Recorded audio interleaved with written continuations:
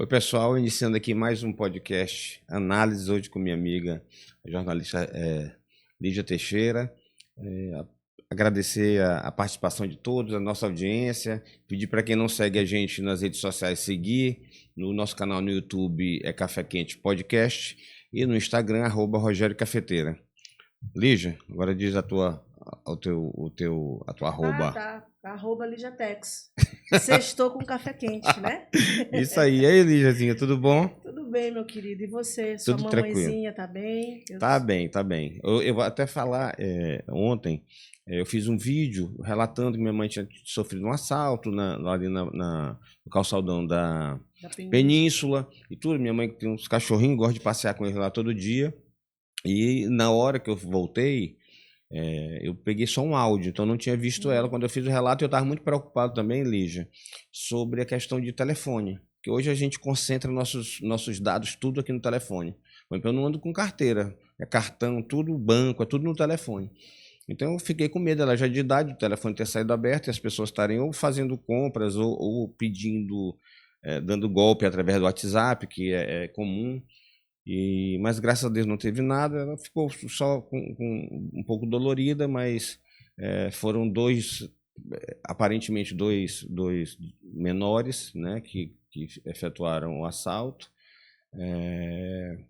Eu queria agradecer também a atenção da Polícia Militar. Que te deu todo o apoio, né? Exatamente, do Tenente Coronel Figueiredo, do Batalhão de Turismo, que ligou para se colocar à disposição e prestar alguns esclarecimentos. É importante, assim, eu fiz, não é uma crítica, até porque, infelizmente, a questão da insegurança, Lígia, não é uma questão aqui local. Não somos só nós que estamos sofrendo com isso, isso é uma questão nacional. E, infelizmente, obviamente, a polícia não pode estar ao mesmo tempo em todos os lugares, né? E minha mãe mesmo relatou que a polícia sempre estava por lá. Isso foi um momento de deslize, que ela ficou sozinha e os marginais fizeram o assalto. Infelizmente, essa questão de menor, o coronel inclusive me relatou que você se identifica e você vai lá e faz uma abordagem, eles não tem nada, então você não tem como prender. Realmente são essas questões que a gente, essas dificuldades que a polícia também enfrenta, porque a gente tem sempre a tendência de fazer uma crítica à polícia. E assim, a grande maioria, a esmagadora maioria da polícia é muito boa. Né? Mas infelizmente a marginalidade é que está muito crescente no país. Mas agradecer mais uma vez a atenção de todo o comando da Polícia Militar. Pronto. Eu ouvi, cometi uma indecorosidade, digamos assim. Eu ouvi a sua conversa com o Tenente Coronel e vi que você falou para ele sobre o programa Meu Celular de Volta, né? Porque ela já cadastrou, já bloqueou o telefone, e aí tem até a possibilidade de ter o telefone devolvido. E eu já fui assaltado uma vez aqui em São Luís, uma só vez, por menores também. Isso é uma coisa que você nunca esquece, principalmente quando é o teu aparelho do telefone, porque a nossa vida está no celular. E assim, viver em cidade grande hoje é ter ansiedade de perder o celular. Se eu perder o meu celular, eu não consigo voltar para casa, eu não consigo abrir a porta. Se eu conseguir ir para casa, eu não consigo abrir a porta da minha casa. E não tenho acesso a mais absolutamente ninguém na minha vida, porque eu falo com as pessoas por telefone. Então, é uma coisa assim dramática. Eu fico imaginando um cidadão que compra, a maioria das pessoas que parcela o telefone, as pessoas gostam de iPhone, vão lá, parcela o telefone 24 vezes, na segunda prestação, o telefone vai embora e parte da vida vai embora também. Sem contar, obviamente, o pavor que é ser abordado na rua, né? São muitos sentimentos ao mesmo tempo. Raiva, medo. Então, ainda bem que a tua mãezinha ficou bem e que isso não aconteça novamente mais. E aqui eu queria agradecer a todas as pessoas que mandaram mensagem, solidariedade, para saber como ela estava. Muito obrigado, pessoal. Agora vamos começar? Vamos, começa aí. Levanta a bola, Lígia. Bora. Menina, eu vi ontem o Bride lá em Timon. Você viu? Vi. Tava lá cheio, viu? Tava cheio ontem o evento dele, você não achou, não? Lígia, eu vi porque tiveram eventos separados. Então eu vi à noite, eu vi alguns amigos mandando o do Luciano Leitoa, que do ângulo que pegava tinha algumas cadeiras vazias. Eu tenho uma opinião sobre a questão de eventos. Sim. Né? E isso aí talvez seja que não me critiquem, era uma herança do meu tio. Meu tio, assim, tinha ele não suportava que ele fosse fazer um comício e levassem as pessoas. Porque ele disse, olha, se as pessoas não vêm para cá naturalmente, se eu estou pagando, eu estou trazendo, dando de alguma maneira eu estou levando essas pessoas, não faz sentido fazer o comício. Porque eles não vieram para ouvir a gente. Uhum. Então, infelizmente, hoje eu acho que se mede muito a questão de fotografia. Né? A gente vê, você mede, usar um evento como medida, termômetro, para você saber se um candidato está bem ou mal, eu particularmente é uma coisa que para mim não surte tanto efeito. Uhum. Porque, obviamente, todos os candidatos que forem da situação vão levar mais pessoas. Ó, vamos num município que é uma disputa de prefeito. Todas as vezes que o candidato do prefeito ou o prefeito vai para a reeleição, obviamente vai estar cheio. Sabe por quê, Lígia? Porque vão todos os comissionados. Os secretários vão convocar a equipe deles. E é normal, é natural isso. Então, assim, às vezes as pessoas vão sem a menor vontade. A menor vontade. Algumas vezes as pessoas vão até com raiva e às vezes você perde até o voto. O efeito é inverso. Né? Inverso. Mas para uma foto, tem essa... é a mesma coisa de pesquisa. Uhum. Tem esse apelo, né? Esse apelo de você mostrar, tá forte, tá fraco.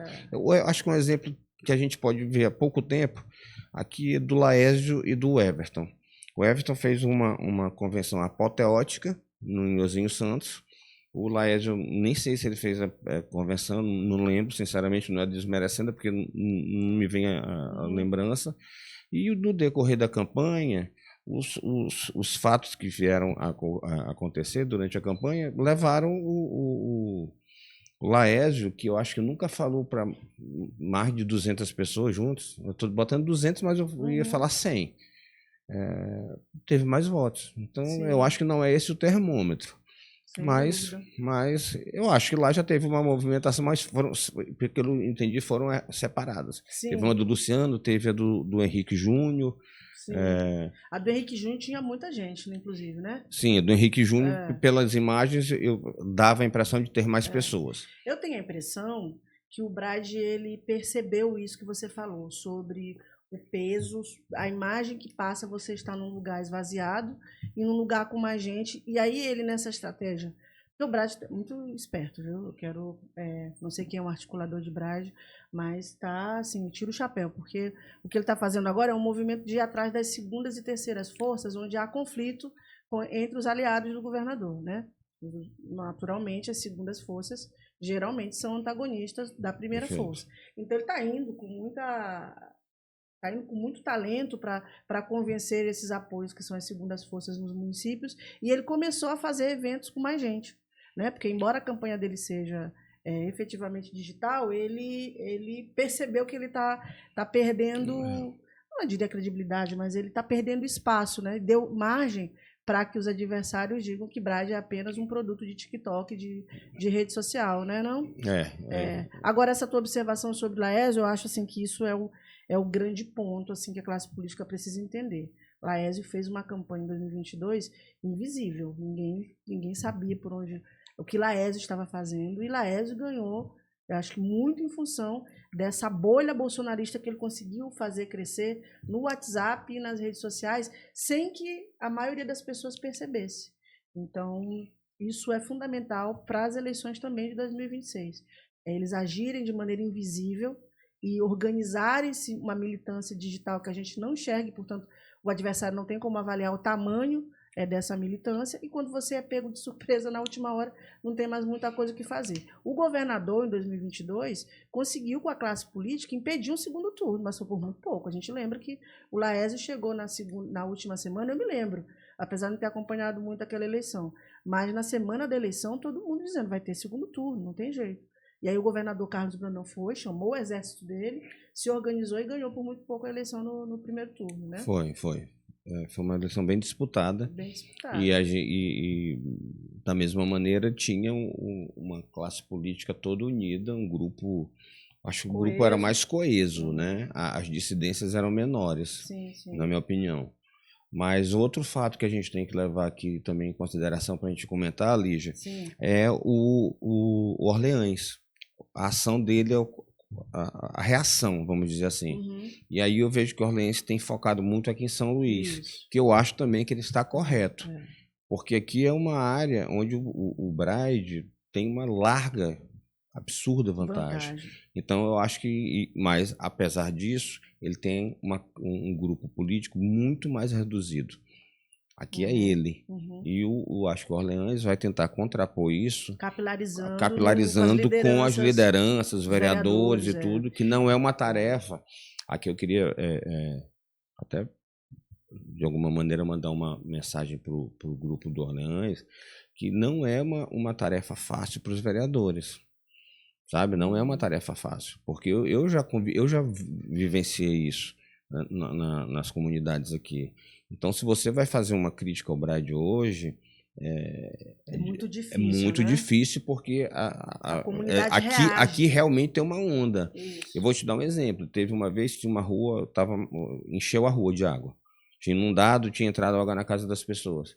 E as pessoas defendendo a prefeitura, o prefeito Braide, porque aquilo ali era decorrente da falta de educação das pessoas de botar o lixo onde não podia. Eu disse, mas a prefeitura tem que vir buscar. O pior é as pessoas concordando. Mas era. Culpando a população por uma obrigação que é da prefeitura e a população concordando. Isso, então assim, tem que ter muita força, muito foco e uma estratégia boa aqui para São Luís, para que o Orleans tente virar. Eu sinceramente não acredito, mas se possa diminuir a vantagem do Braide aqui.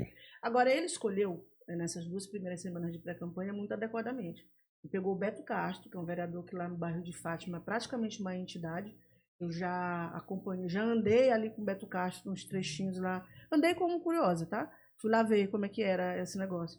E é impressionante como as pessoas respeitam ele, como ele consegue unificar ali a comunidade. Deu gente pra caramba. E ontem, eu nasci lá no Lira, nasci no Codozinho e tal, Padre Deus, e tenho muitos amigos lá que foram no evento do Orleans e que me contaram que o evento, que o André Campos que promoveu, né, o vereador André Campos, que conseguiu mobilizar a maioria das entidades culturais aqui de São Luís. A gente sabe que tem muita disputa interna entre os grupos culturais, mas estava lá todo mundo. Do Boi da Maioba ao Boizinho Barrica, estava todo mundo lá organizado no entorno de Orleans. Então, eu acho que o Orleans está conseguindo fazer esse contraponto de uma maneira interessante. Vamos ver os demais vereadores da base do Orleans, como é que eles vão organizar essa mobilização no restante da cidade, porque isso é fundamental para o Orleans. Ele precisa tirar o máximo de votos que ele conseguir do Braide aqui em São Luís para poder ficar competitivo. Né? E ver se é esse movimento, se ele tem...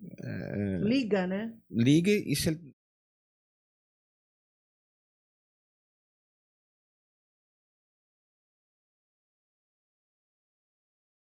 organizado e tudo, o André é muito bom nisso. Agora vamos ver se isso vai refletir nas intenções de voto, né? Nas pesquisas que eu acho que todos devem estar fazendo. Eu acho nesse momento as pessoas fazendo mais para consumo interno do que para... Porque existe, pessoal, a pesquisa que você quer saber mesmo, existe as divulgadas, né? Então, geralmente assim, são peças de marketing. Geralmente, infelizmente, hoje as pesquisas, a gente tem sempre uma desconfiança, porque primeiro elas dão resultados, saem 4 pesquisas, cada um com resultado muito diferente. Então fica difícil para a gente crer em alguma. Né? Isso, eu acho que os institutos de pesquisas eles conseguiram gerar uma desconfiança muito grande nas pessoas. Então a gente fica pensando. Quando tu vê uma pesquisa, tu quer saber logo quem pagou, né? Para saber em quem tu vai, se tu acredita ou não. Mas eu acho que, por exemplo, o Braide é um cara que faz muito, o candidato faz muito pesquisa e muito em qualitativa. Ele não é só quantitativa, não, é muito qualitativa. Que eu acho que é exatamente o que guia ele. O Marquinhos esteve aqui, disse que ele faz pesquisa até no bairro, para entender como é que está a cabeça das pessoas regionalmente na cidade. Então ele é profissional disso, né? Corretíssimo, está certíssimo. Agora, aproveitar que a gente está falando de Orleans, da estratégia de Orleans, essa semana, Rogério, se falou muito em vice do Orleans, né? As pessoas estão começando a discutir quem é o possível vice do Orleans, até em função da queima de largada do Braide, né? Parece que o Braide queimou um pouco a largada com a vice dele e começaram a chamar atenção para o Orleans. E eu vejo um monte de nome, eu vejo nome de mulheres da Maura Jorge, da própria presidente da Assembleia, Iracema, da Mariana, para ser um nome lá da região Tocantina. Aí já ouvi o nome do JP, já teve gente especulando até o nome do Duarte Júnior. O que você pensa em relação ao vice do Orleans? Você acha que ele vai fazer algo parecido com o que fez o Brade? Quer dizer, em vez de escolher alguém que seja, digamos assim, conhecido da classe política, escolher mais alguém que represente um campo político, uma ideia.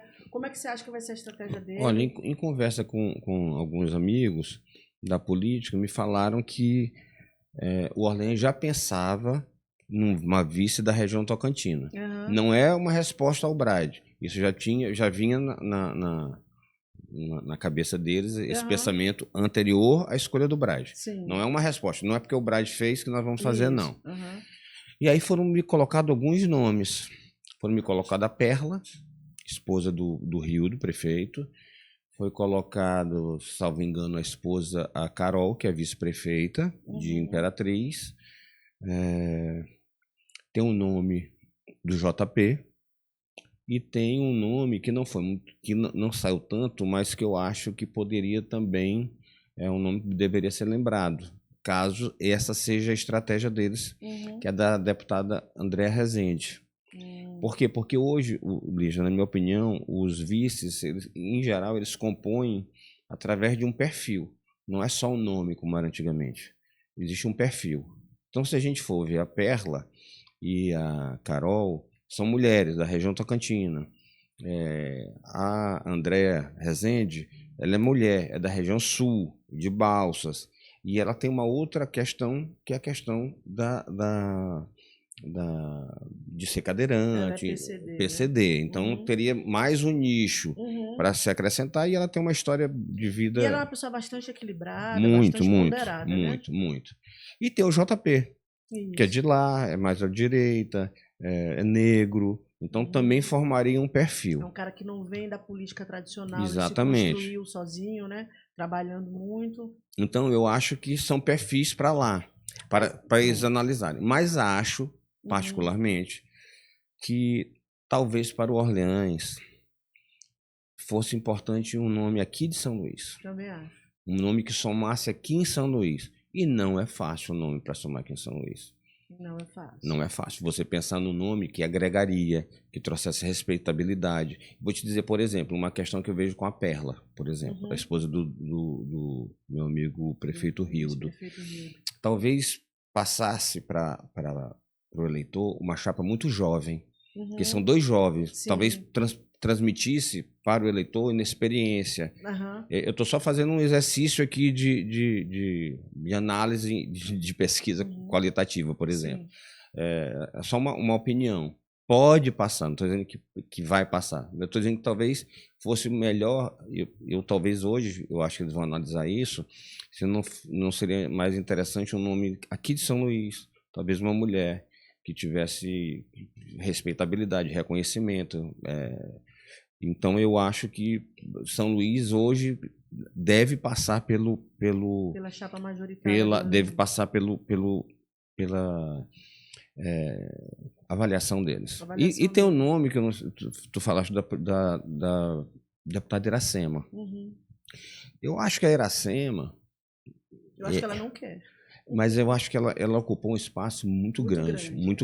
A Iracema é uma deputada de primeiro mandato, foi presidente, e assim se tornou uma grande articuladora. Eu te diria que uma das maiores articuladoras do grupo. Totalmente integrada, porque uma dos instrumentos que você pode usar para escolher um vice é para agregar um novo grupo também, para ampliar as suas chances. E a deputada Iracema, ela já é uma liderança consolidada do grupo do governador, né? Então agregaria... daria muito mais trabalho para ela, porque hoje ela tem um trabalho de articulação muito importante na montagem da chapa do próprio Orleans, né? Eu acho que ela poderia ocupar qualquer vaga. Se ela quisesse ser deputada novamente, estadual. Eu até vi uma entrevista do Orleans dizendo que ela seria mais votada, acredito que seria. Ajudaria numa chapa. Qual o problema? Não pode ser reeleita, né? Mas presidente. Do Bride, tu achas que ela vai ter... Não, mas estadual. Estadual. Fernando é federal. Se ela for para federal... ela será também se elegeria com uma boa votação. Não sei se seria mais votada, mas teria uma boa votação. E Senado O Senado, eu acho que do Orleans está mais ou menos definido. Sim. Eu não vejo que vai ter grandes surpresas lá, não. Eu acho que não é o momento deles mexerem na chapa, que já vem sendo construída há um tempo. Eu acho que se eu fosse dar uma sugestão, era não mexer muito para não desandar. Agora, uma coisa que é importante a gente pensar, Rogério, é o timing.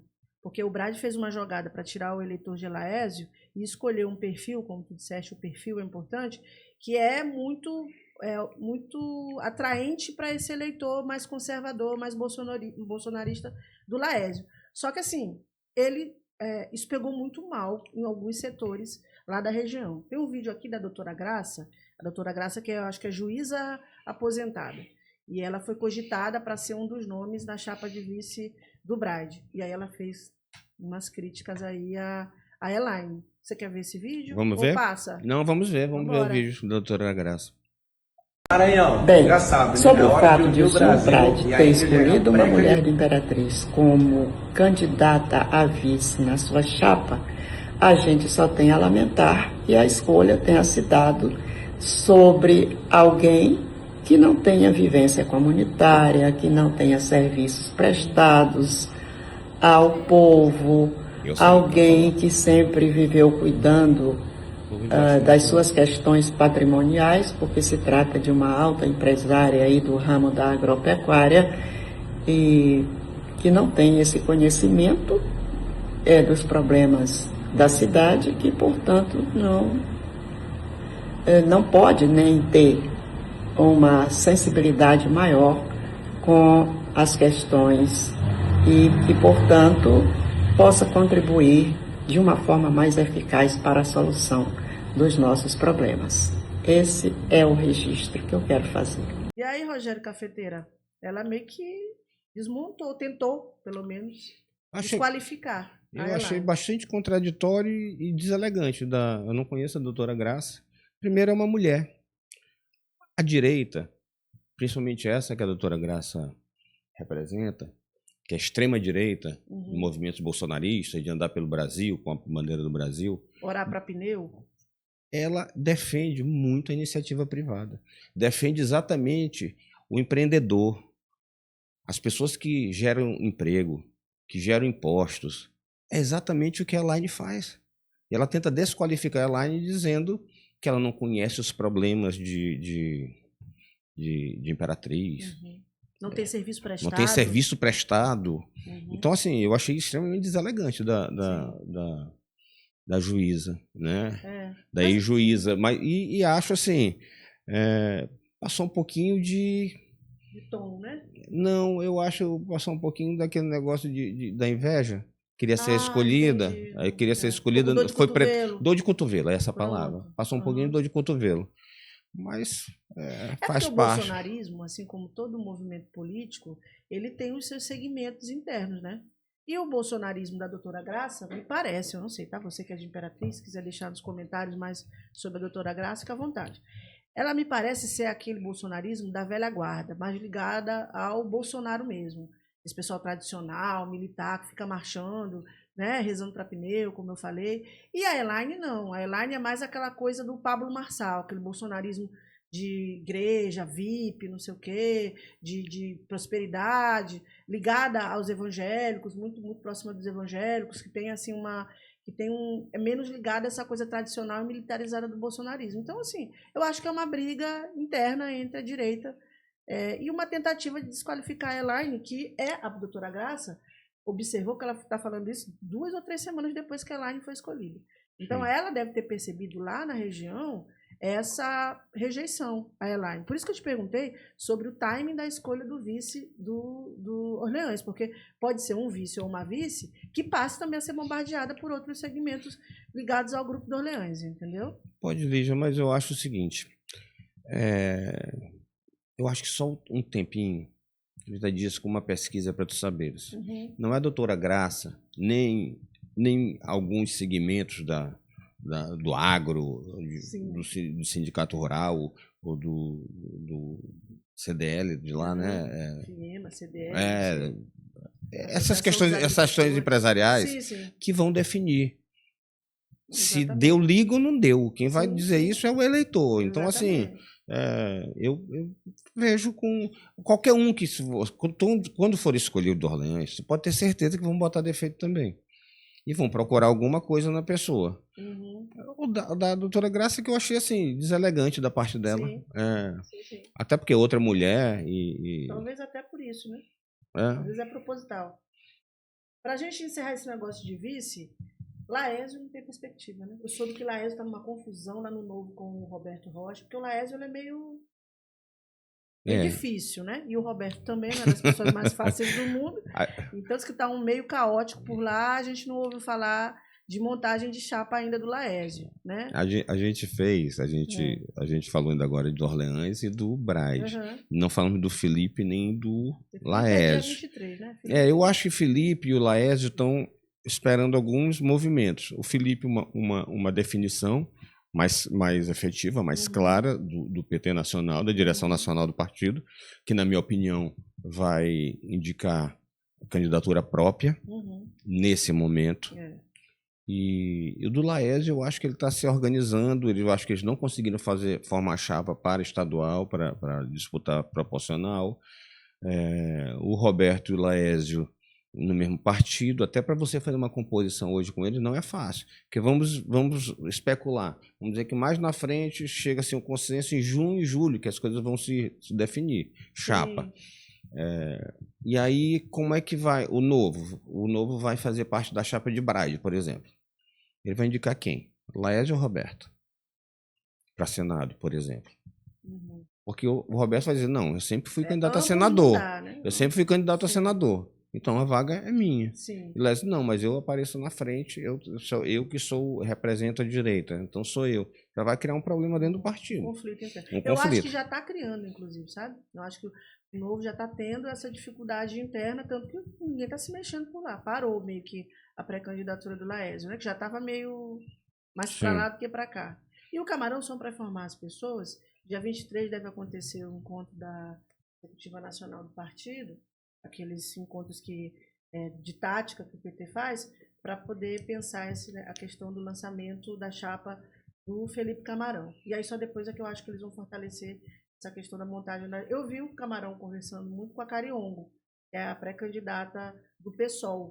Mas aí o PSOL já lançou o candidato ao governo e aí eles devem formar uma chapa pura lá do PSOL para o governo do estado, né? Você queria falar mais alguma coisa? Não, acho que vai ter me parece que marcaram uma reunião também do Lula com o Brandão. Com o Brandão, sim. Me parece que é essa semana agora. Eu acho que é para, segundo divulgar aqui, o Lula teria dito, não, eu vou resolver o Maranhão. E ficou marcado para a próxima semana uma reunião com o governador. Entendi. Eu tinha entendido que era essa semana, porque o governador foi... essa semana, mas essa semana... Não, eu digo assim, porque eles foram lá na posse do novo ministro de Relações Institucionais, encontraram com a Gleisi, mas acho que não aconteceu nada, né? Não conversaram. Pelo que eu ouvi, não ouvi nada de uma conversa mais produtiva, mais substancial. Só um cumprimento. Sim. E aí, continuando falando do Senado, Rogério, o deputado e ex-ministro André Fufuca voltou à presidência do PP, né? Eu me lembro que há uns 6 meses atrás, quando o Fufuca foi suspenso, o Ciro Nogueira foi na CNN, falou um monte de coisa, que o Fufuca tinha sido indisciplinado, que ia ser punido, não sei o quê. Tudo jogo de cena. Tá aí Fufuca de volta firme e forte à presidência do PP. Ciro falou isso, foi? Ciro falou. Eu posso até mostrar o vídeo depois, ele falando, assim, exercitando a capacidade de retórica e de representação dele, de dizer que o Fufuca tinha sido indisciplinado, né? Não, usou um termo parecido com esse. O Fufuca é muito articulado, né?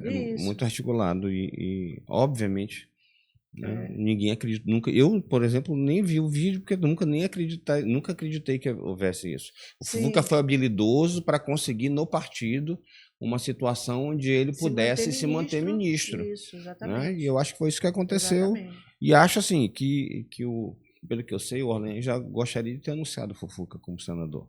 Isso. E acho que não... Há rumores de que vai anunciar nos próximos dias, eu vi alguns parceiros do Fufuca falando, né? Então, eu acho que é o melhor caminho. Eu acho que o Pedro Lucas é um excelente nome também. Mas acho que o André construiu, o Fufuca construiu, e o Pedro nunca teve esse projeto. Nunca demonstrou o projeto. E acho que continua não tendo. E acho que continua não tendo. Então eu acho que está esperando, o Pedro me parece muito leal, demonstrou muita lealdade ao governador, está esperando o momento para seguir, mas fazendo sua campanha de deputado. E eu acho que mexer no Fufuca hoje não é uma boa opção para a candidatura do Orleans. Entendi. O Orleans tem dado entrevista, ele deu uma entrevista essa semana em que ele reafirmou que o outro candidato, uma das vagas é do PP, União, e a outra vaga é do senador Everton. Ele reafirmou isso essa semana e eu achei muito curioso, porque o Everton ele tem essa capacidade absurda de sobreviver, né? O Everton já viu diversas crises na carreira política dele, crises sérias de credibilidade, de imagem, de tudo, e aí do nada ele ressurge forte, sabe? Eu fico impressionada. Eu acho desculpa, o Everton, ele é meu contemporâneo de movimento estudantil. E eu vi coisas que o Everton fez, assim, cara, de líder mesmo, de fronte, de batalha, de guerra mesmo. E eu fico impressionada com essa capacidade, porque essa questão envolvendo o INSS, isso teve um impacto, né, na pré-candidatura dele e tudo mais, não é inegável, mas aí ele parece que isso não atingiu em nada a capacidade dele se articular politicamente, né, Rogério? Não, eu considero ele do Maranhão atualmente o político mais articulado em Brasília, em todos os segmentos. E acho essa questão do INSS, Lígia, eu acho que é uma questão que a gente vai ter que ver o desenrolar. Porque foi noticiado que teve delação, ou que terá delação, e que o nome dele estaria, ou estará. É uma coisa que a gente tem que esperar para ver. Não conseguiu nem votar o relatório que incluía, né, o nome dele. Então eu, nesses casos, eu gosto sempre de aguardar os fatos, né? Porque tem muita especulação. Não sei até que ponto isso pode atingir, pode não atingir. A gente sabe como é política, então eu prefiro aguardar. Agora, eu acho que ele se consolidou muito nessa posição. Ele está fazendo hoje o que ele fez em 2018. Sim. Né? Ele se fortaleceu durante a campanha, ali na pré-campanha, né? Sim. Então ele construiu o caminho dele para o Senado. E depois, assim, o Flávio abraçou, mas não foi uma candidatura construída pelo Flávio. O Everton construiu ela e chegou pronto. Já, e é mais ou menos, eu acho que é parecido com o que está acontecendo agora. Sim. Do Fufuca, que construiu, e do Everton, que se reinventou e voltou junto com o Brandão agora, com o governo. Agora, Rogério, a gente estava discutindo a pauta essa semana para um café, né? Falamos mal da vida de todo mundo e não discutimos a pauta. Tem pavor quando o Rogério me chama para discutir pauta, porque a gente vai lá na pré-história, volta para o século XX, fala de todo mundo e não discute a pauta. Mas a gente conseguiu conversar um pouquinho sobre esse perfil de montagem de chapas, porque o Rogério e eu discordamos sobre a forma como, principalmente o Braide, vai montar a chapa dele para o Senado. E por quê? Porque o Braide, ele entendeu uma coisa, fazendo esse monte de pesquisa que ele faz, que há uma possibilidade da polarização ser estadualizada. Ou seja, em vez dele virar um anti-Lula ou um anti-Bolsonaro, ele deixa esse debate de lado e ele vira aqui o outsider, vote em mim, porque todo o resto é igual, não é isso? Então, assim, no meio dessa discussão, a gente viu um comentário do Felipe Nunes, que é hoje o CEO, chefão da Quest, que é um dos institutos de pesquisa hoje com maior credibilidade. Gente. A Quest é antigo Ibope? Acho que não, cara. Acho que sim. Tá bom. Eu acho que não, mas tá bom. Depois a gente verifica isso. Mas a Quest tem uma credibilidade muito grande e o Felipe Nunes, ele virou consultor da Rede Globo, da Globo News. E aí ele falou uma coisa que é interessante para a gente pensar por que o Braide tem adiado essa montagem da chapa e para ajudar a gente a pensar também se na chapa de Orleans vale ter dois perfis como o perfil de Fufuca, que é um perfil conhecidíssimo do Centrão, e um perfil de o Everton, que já foi dinista, do PDT, que é um partido de esquerda, ele é lulista, tem um nome muito forte em Brasília, como você falou. Então a gente vai olhar o vídeo do Felipe Nunes e a gente volta aqui. Mas o Everton tem que também entender que ele é muito ligado ao Centrão, né? Um dos maiores parceiros dele lá é o Alcolumbre. Sim, ele foi fazendo um movimento de ir pro Centrão ao longo da carreira dele, né? À medida que o PDT ia perdendo capacidade partidária, ele foi migrando. Acho que ele continua no PDT só por uma questão... histórica, né? Histórica, talvez, né? Verdade. Bora lá, Anderson? Mas o que chama a atenção mesmo são os independentes. É neles que a gente tem que focar. Eu vou pedir a câmera do estúdio para fazer um zoom aí nessa coluna do meio dos independentes, para a gente olhar bem de pertinho e entender o que está acontecendo. Olha só, entre os independentes, 36%, exatamente, maravilha, 36% dizem que não vão votar em nenhum dos dois, nem em Lula, nem em Flávio. O curioso é que 33 dizem que vão votar no Flávio e 26 vão votar no Lula, ou seja, Sadi, por que o Flávio Bolsonaro aparece numericamente à frente de Lula, embora tecnicamente empatado na margem de erro, porque ele está ganhando espaço neste primeiro trimestre sobre o eleitor independente. E isso acontece por uma questão que está representada nesse gráfico. Eu chamei atenção para isso no mês passado e agora eu vou enfatizar. Do lado esquerdo eu perguntei, Lula é mais moderado que o PT? Sim ou não? 42% dizem que sim, 42% dizem que não. Aí eu faço uma segunda pergunta. E o Flávio Bolsonaro é mais moderado do que a família Bolsonaro? Olha o que está acontecendo. A distância que era de 48 a 38, não contra sim, passou para 45 a 39. A maior parte dos brasileiros continua achando que o Flávio não é moderado, né, mais moderado que a família, mas a distância ao longo do tempo está diminuindo. O que isso quer dizer? E com isso, Sadi, eu devolvo a bola aí para o estúdio do Rio. Olha os independentes. Aqui eu vi um recorte da mesma pergunta só nos independentes. Quando eu olho só para aquele subgrupo e pergunto, o Flávio é mais moderado que a família Bolsonaro? Entre os independentes, aquele público que vai definir a eleição, 53% em março diziam que Flávio não é mais moderado que a família. Agora, 43%. Houve uma diminuição de 10 pontos. Claro que a margem de erro aqui é maior, mas olha a tendência quando a gente vê o outro lado. 28% diziam em março que Flávio, sim, é mais moderado que a família Bolsonaro. Agora já são 37%. O que aconteceu para que aquele empate numérico se transformasse, Sadi, na verdade, numa evolução, né, dos números ainda empatados tecnicamente, mas com o Flávio numericamente à frente. Rogério, tu sabe que as mulheres são de Vênus e os homens são de Marte, né? Não é ao contrário? As mulheres são de Marte e os homens são de Vênus? Não, as mulheres são de Vênus. Os homens são de Marte. Você preferiria ser de Vênus? Não. Tanto faz. Tanto faz, eu não sei. Você prefere a Terra? Passar minha ignorância aqui, que eu não consigo... Mas olha, se eu tivesse em Vênus, tivesse assim, os últimos, sei lá, 15 anos da minha vida, eu estava lá em Vênus. Aí caí aqui na Terra do nada. No dia 8 de março de 2026. Aí ligasse, olhasse nas minhas redes, eu ia ver um vídeo do Flávio Bolsonaro sobre as mulheres. Rapaz, eu te juro. Olha, eu sou anti-bolsonarista. Quem me vê nas redes sabe, né? Eu sou anti-bolsonarista. Eu acho o bolsonarismo um lixo absoluto.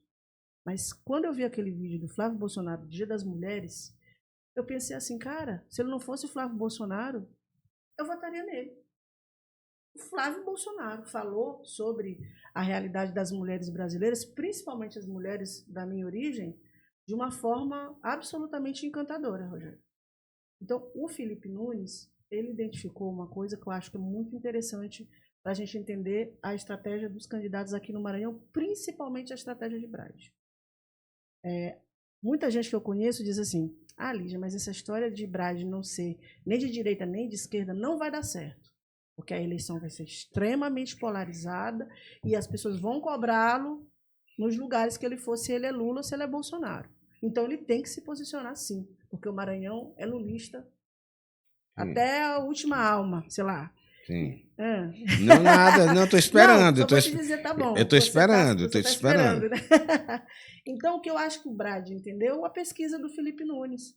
Ele entendeu que existe um naco do eleitorado cada vez maior e cada vez mais cansado com essa polarização. Eu estou recuando, queria dizer outra coisa para ele, mas eu estou olhando a cara dele aqui. Não, é porque pelo seguinte, é porque eu quero saber em qual grupo que ela se incluía. Em qual grupo que eu me incluía, em quê? Se era que dava certo tu ir sem tomar partido, ou se tu teria que tomar um lado. Então, então, eu tenho um lado. Eu acho péssimo fazer política sem um lado, porque isso é mentira. Todos nós temos um lado, Rogério. Eu sou profissional de imprensa e desde a faculdade, eu ouço que jornalista tem que ser imparcial, jornalista tem que ser isento. Não, jornalista não tem que ser imparcial, nem tem que ser isento. Jornalista tem que ser honesto. Eu tenho a minha visão de mundo, mas nem sempre a realidade combina com o que eu penso. Então, eu não vou abrir mão de falar o que é a realidade em nome do que eu penso, como um monte de canalhas fazem assim. Estados Unidos já faz isso há muito tempo, né? Exatamente. Você vê New York Times, CNN, todo mundo diz, meu candidato é esse, meu candidato é aquele. Sim. Mas não abre mão de fazer jornalismo responsável. Então, não existe isenção nem imparcialidade. Existe responsabilidade, honestidade e, do outro lado, mau-caratismo e parcialidade, entendeu? Então, para mim, todo político que diz que não tem lado, ele migra para a direita, né? Ele tem um pezinho na direita, ele quer, porque ele é enrustido e ele quer esconder. Mas, enfim, o que eu acho é que o Brad, ele entendeu isso. Ele entendeu que o eleitorado aqui no Maranhão, apesar de ser majoritariamente lulista, está começando a ficar muito cansado dessa polarização nacional. E por isso que eu acho que ele aposta muito em fazer uma chapa de pessoas no Senado que tenha uma certa neutralidade, que não tenha muito a cara de política tradicional, que não tenha muito a cara de Brandão, ou de Flávio Dino, ou de Lula, ou de Bolsonaro, porque ele percebeu que o eleitorado está migrando para essa realidade de cansaço com qualquer tipo de polarização, entendeu? Eu sei que você discorda, fica à vontade que eu falei demais. Discordo. Eu dei uma de Rogério Cafeteira, falei demais. Discordo. Eu acho assim, falei na vez passada. Primeiro, a Lígia antes achava que eu disse, olha, eu acho que pode dar certo, sim, o caminho do Brad de centro. De centro que eu digo de não polarizar, não declarar apoio para ninguém. Porque ele, nas pesquisas que eu vi até hoje, que eu tive acesso, ele tem votos na direita, tem votos dos bolsonaros, tem votos dos lulistas e tem os votos dos que não queriam votar em nenhum deles. Sim. Que eu te digo que hoje é a maioria. A pesquisa mostra a nível nacional, não sei aqui, a nível estadual. Uma pesquisa tem que ser feita aqui, porque a eleição é aqui. Então, a gente tem que ver se esses 36% se refletem aqui no Maranhão. Porque se for 36%, é a maioria. Não quer nenhum dos dois. E sobre a chapa de senador, a Lígia defende que ela acredita que o Brad pode escolher nomes mais descolados da política, né? E eu discordo. Eu acho que no Senado o Brad vai ser pragmático e vai escolher políticos já de alguma com peso político e com partido. E ele vai, como eu falei no programa passado, tentar equilibrar, né? Eu vou te dar um exemplo. Falei da vez passada, um de centro-direita, outro de centro-esquerda, um de esquerda, um de direita, para balancear a chapa dele. E o seguinte, eu não vou pedir o voto. O voto para presidente, vocês se decidem. E os outros, cada um que falar, pede o voto para o seu candidato. Eu acho que ele vai analisar isso e, na hora certa, ele vai tomar a decisão. Que também, se ele olhar nas pesquisas, que é importante ele se posicionar, senão ele perde espaço, tu pode ter certeza que ele vai se posicionar. E ele vai se posicionar para o nome que for mais interessante para ele. Sim. É um fato. Agora, sim, que hoje, Lígia, se eu te for ser bem sincero aqui, eu não gostaria de votar em nenhum dos candidatos que estão aí. Para o Senado? Não, para o governo. Para o governo, não, desculpa. Para a presidência da República, nenhum Ciro deles. Gomes vem aí. Ciro Gomes vem aí. Se o Ciro Gomes fosse candidato, eu votaria nele. É mesmo, cara? Sim. Eu acho ele um coronel atrasado, horroroso, que tem uma boa retórica. Só isso. Não. Eu acho que não. Você acha que ele é um quadro relevantíssimo da política nacional? Acho que ele é inteligente, preparado, mudou a educação do Ceará. Então, eu acho que ele tem do Plano Real. Ele tem um problema. Um só? Mas Tá. Todos na política, se a gente for buscar, tem defeitos. Eu acho que Ele é muito, como é que eu diria, passional, ele é muito, ele tem um pavio muito curto, então isso atrapalha ele. Se não fosse isso, eu acho que ele já teria sido presidente. Se ele fosse mais maleável. Tu jura que é só isso? Acho que sim. Não, cara. Tem muita coisa, mas não vamos falar de Ciro Gomes? Não vamos, não vamos. Vou ouvir um amigo meu disse: olha, Rogério, fala de política daqui, que tu tem contato. Não vai querer dar uma de analista nacional que ninguém vai te ouvir. Eu acho que ele é um egoísta, vaidoso, nunca construiu um grupo político. Todo partido que ele vai, ele traz, sai do partido. Já participou de 209 partidos e saiu brigado com todos. Péssimo agregador. Eu nunca vi político desagregador. Muita gente tem. Mas tu não disseste que a gente não ia mais falar dele? Aí tu reembolsou Ciro Gomes, eu não gosto dele. E eu, quando eu gosto pra caramba. Eu ia falar um palavrão. E quando eu desgosto também, eu desgosto. Sou escorpiana, né? Nós escorpianos ou gostamos, é 8 ou 80. Eu também. Não tem meio termo. Mas estou disfarçando melhor agora. E as pessoas que eu gosto, elas sabem que eu gosto. As que eu desgosto, elas também sabem. É o teu caso também, né? Sabe. Mas eu estou disfarçando melhor agora de quem eu gosto e quem eu não gosto. O teu olhar entrega totalmente.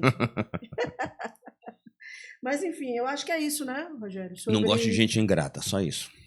Meu amigo, então tá difícil você viver. Tá difícil. É uma das maiores características da humanidade. Aliás, é uma dos nossos... E na política, principalmente. Sobretudo na política. A política é ingratidão. Por isso que eu, quando alguém é grato a mim, eu sou grata a essa pessoa verdadeiramente, eu acho maravilhoso, porque isso em política é um negócio...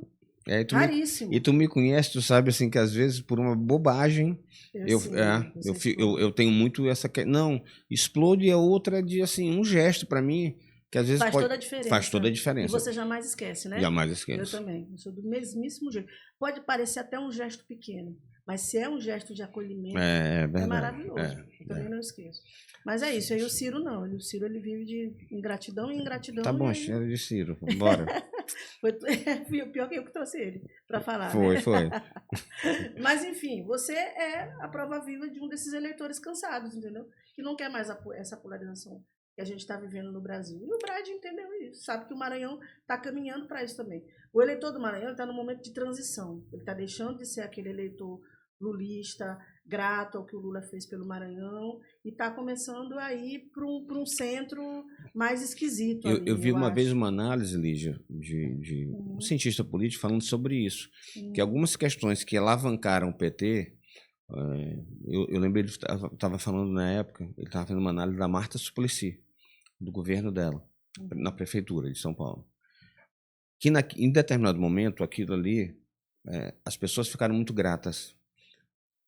Depois de um certo tempo, elas começaram a ter aquilo como um direito. E outra coisa, acesso à universidade, algumas coisas, elas começaram a não dar mais o crédito para quem proporcionou, mas muito a Deus, a esforço dela, que não é que não... Aos impostos que ela paga. Então, assim, isso aí foi dando uma mudada. Eu acho que isso é o principal. Por exemplo, o Bolsa Família hoje, a população já não acha mais que é um benefício. Que é um direito. O Bolsonaro, quando ele foi presidente, é um direito dela. Ele aumentou o Bolsa, aproximou o Bolsa Família perigosamente do salário mínimo, inclusive, né? Mas vamos ser justos também, né? Foi o Congresso que quis fazer. Se dependesse dele, fazenda dele, se fosse só ele, não faria. Sim. Aí o Congresso quis aumentar. Falando do auxílio emergencial, né?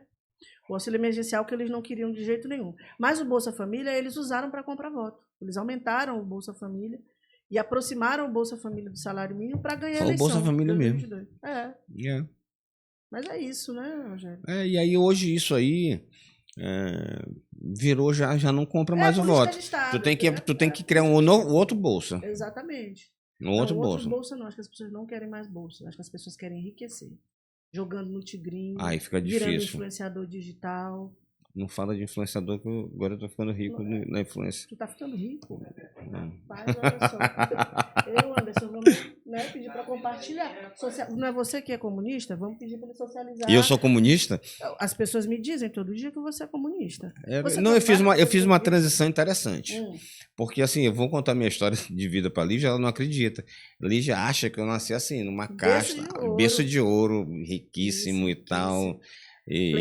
Playboy e tal. Aí agora eu já virei comunista. Isso. Não, mas hoje é porque é o seguinte, se tu não fores na bolha que eu vivo, No segmento que eu vivo. Se tu não for bolsonarista, você é comunista. Pronto, não tem meio termo. Não tem meio termo. Não tem terceira Tanto que via. tem um grupo nosso de amigos que tem lá eu e a figura de minha e de um amigo que é deputado estadual, que a gente está com a roupa de comunista, né? De Mao Tse-tung e tal. Então, é essa questão. Não existe um meio termo hoje em dia. Que é um problema, né? Que é um problema. Porque as pessoas elas não são matizadas só por um lado ou por outro. Existem milhões de tipos de pessoas, de mentalidades, Exatamente. de formas de ver o mundo, né? É muito pouco sofisticado você achar que as pessoas se limitam a comunistas e extremistas, né? Exatamente. Não dá. E aí agora eu queria pedir para as pessoas que não têm estômago, como eu não tenho muito, saírem da sala ou saírem do nosso podcast, porque nós vamos entrar na esgotosfera da humanidade. É que a última parte, o último bloco do programa, eu estava falando antes de começar que eu não sabia se eu queria falar sobre estar com preguiça. É a história do Renan Santos, em São Luís, e no Maranhão, que gerou um caos, só se falou isso durante uma semana, e da Ingrid, eu acho que é Ingrid Andrade, que é a atual companheira do prefeito de Arari, que será candidata a deputada federal pela União Brasil. Começaremos por qual? Tem vídeo pra gente ver alguma coisa? Vamos conversar pelo menos difícil que é a Ingrid, né? Que é uma mulher bonita, pelo menos a gente aprecia com os olhos. Faça a sua crítica à Ingrid primeiro. A Ingrid? Não, na verdade, não é a minha crítica à Ingrid. Não é melhor a gente ver o vídeo, não? Vamos. Porque o que acontece? Vamos contextualizar o vídeo da Ingrid, né? Nós vamos mostrar o vídeo da Ingrid com a filiação dela à União Brasil. O União Brasil, ela está lá com o Pablo Marçal e tal, que é um cara conservador, né? Deus, pátria, família.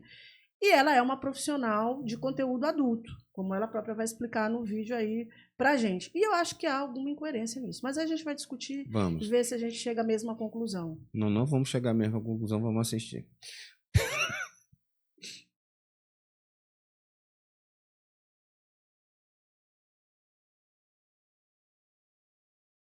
Ela não tem nada a ver com a minha vida profissional, no que eu tenho para agregar na política. Eu sou uma pessoa livre, eu sou uma mulher livre. Eu faço da minha vida o Maranhão, já sabe, né? É a hora de unir o Brasil e a Ingrid é a pré-candidata nossa no Maranhão. Vamos embora. Primeiramente, eu quero dizer que a minha vida pessoal, ela não tem nada a ver com a minha vida profissional, no que eu tenho para agregar na política. Eu sou uma pessoa livre, eu sou uma mulher livre. Eu faço da minha vida o que eu quero. Eu só devo satisfação a uma pessoa, que é o meu marido.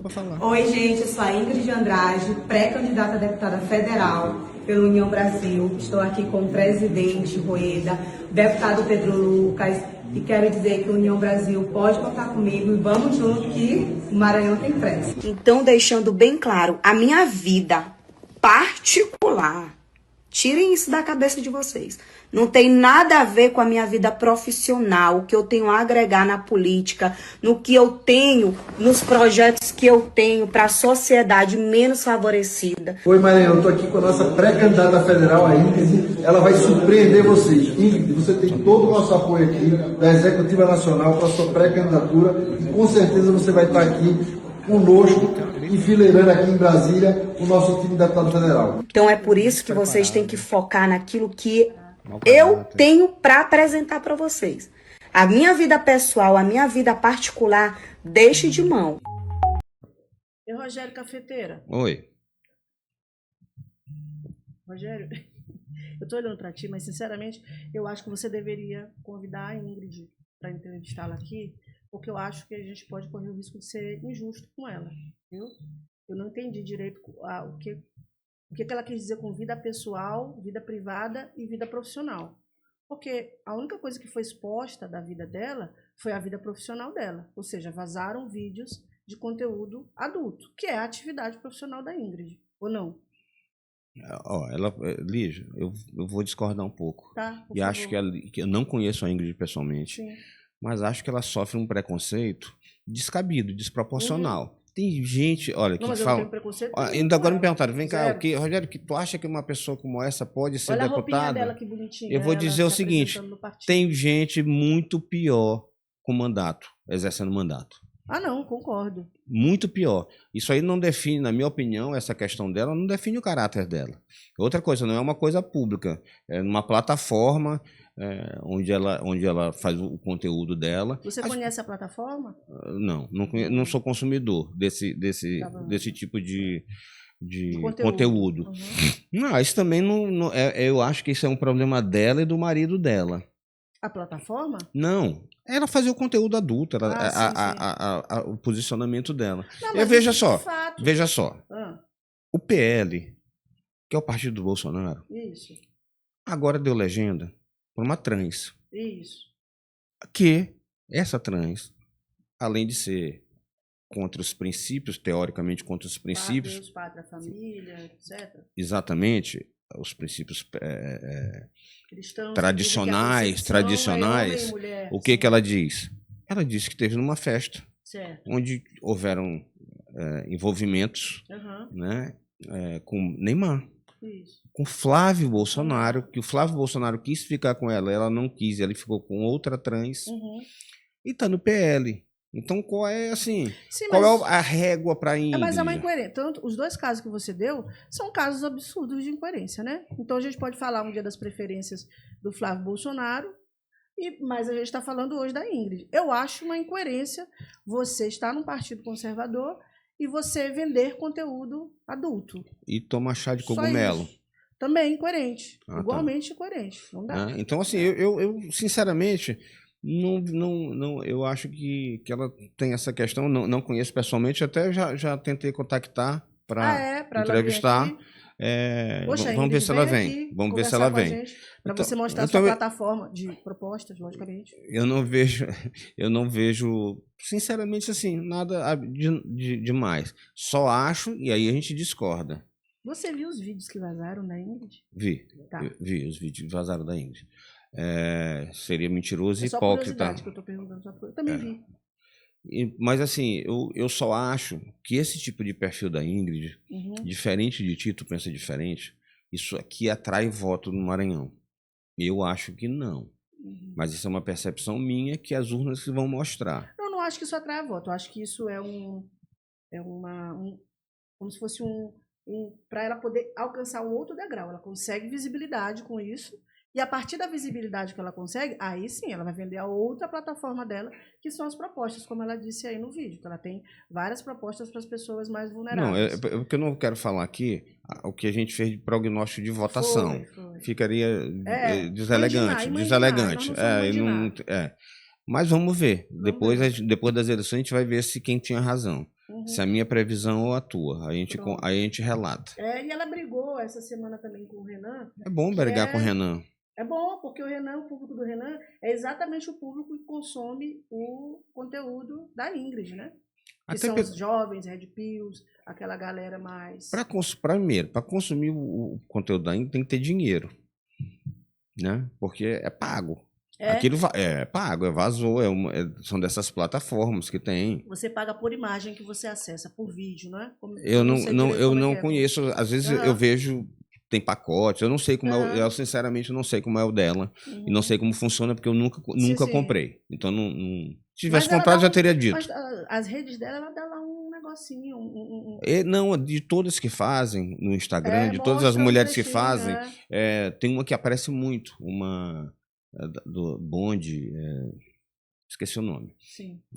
Não sei o que do Bonde, de uma banda de forró que ela aparece muito no Instagram. Sim. E é muito para você seguir e olhar o conteúdo dela. Mas sobre a Ingrid a gente vai ver o desempenho dela nas urnas. Mas acho assim, que no atual cenário... tem coisa pior. Muito pior. Então tá muito pior. E assim, teria que ver quais são as propostas dela, que ela não falou. Qual é a plataforma dela, das propostas e tudo, que não falou, mas eu acho que isso aí ela tem tempo para falar, demonstrar. Com certeza. E sobre o Renan, só para a gente finalizar. Eu não queria falar do Renan, desistir, já fiquei com mais preguiça ainda. Eu acho que já falaram tudo sobre esse cara. Se você quiser fazer alguma coisa... Não, do Renan é assim, o Renan ele fala da política tradicional criticando. Ele é o pior de todos. Sabe por quê, Lígia? Ele é o mais mentiroso. Ele chega e faz um vídeo mentindo descaradamente de ações que ele fará como presidente, que ele só poderá fazer aquilo se ele tornar isso aqui uma ditadura, se ele der um golpe. Depois que ele se eleger, ele der um golpe, fechar o judiciário e fechar o Congresso. Porque tudo que ele disse que ele vai fazer, ele precisa de aprovação do Congresso. Quem disse que o Congresso vai aprovar isso? E disse que vai chegar aqui e vai matar o bonde dos 40 todinho. Terá que ter alguém que acredita? Eu só acho engraçado que ele vem para São Luís dizer que vai matar o bonde dos 40. Mas ele só falou depois que ele saiu, né? Só depois que ele saiu. Mas lá em São Paulo, o MBL tinha uma prefeitura, uma subprefeitura, no governo de Ricardo Nunes, antes dele ser reeleito. E o Ricardo Nunes, lá em São Paulo, todo mundo sabe que é membro do PCC. Não é o que o Ricardo Nunes tem apoio do PCC, não. O Ricardo Nunes é um membro do PCC. E é aliado do MBL. Por que ele nunca ameaçou matar o Ricardo Nunes? Ele vem para o Maranhão ameaçar matar o bonde. O professor Wesley teve presente lá. Sim. Aquele vídeo, assim, ele desmoralizou um monte de gente. Porque tinha um rapaz lá que ele entrevistou visivelmente drogado. Né? E tu já imaginou esse rapaz? Se o Renan chega e mata o fornecedor dele, como é que vai ficar? Como é que esse rapaz vai ficar? Será que ele vai ficar defendendo ainda o Renan? Então, assim, chegou e falou uma série de mentiras que vai fazer, que vai acontecer. É um dos maiores mentirosos que existe no Brasil hoje, é o seu Renan. Vai ter uma excelente votação para presidente hipócrita. da República. Vai ter uma excelente votação para presidente da República. As pessoas gostam de ser enganadas, né? Se ele tiver, as pessoas gostam de ser enganadas. Porque as propostas deles... Eu acho que é mais do que isso. Eu acho que uma parte da sociedade significativa pensa exatamente como ele. Pensa, mas tu tem que raciocinar. Eu querer matar o bonde dos 40 é uma coisa. Eu conseguir fazer isso é outra. Eu querer acabar com a criminalidade é uma coisa. Eu conseguir é outra.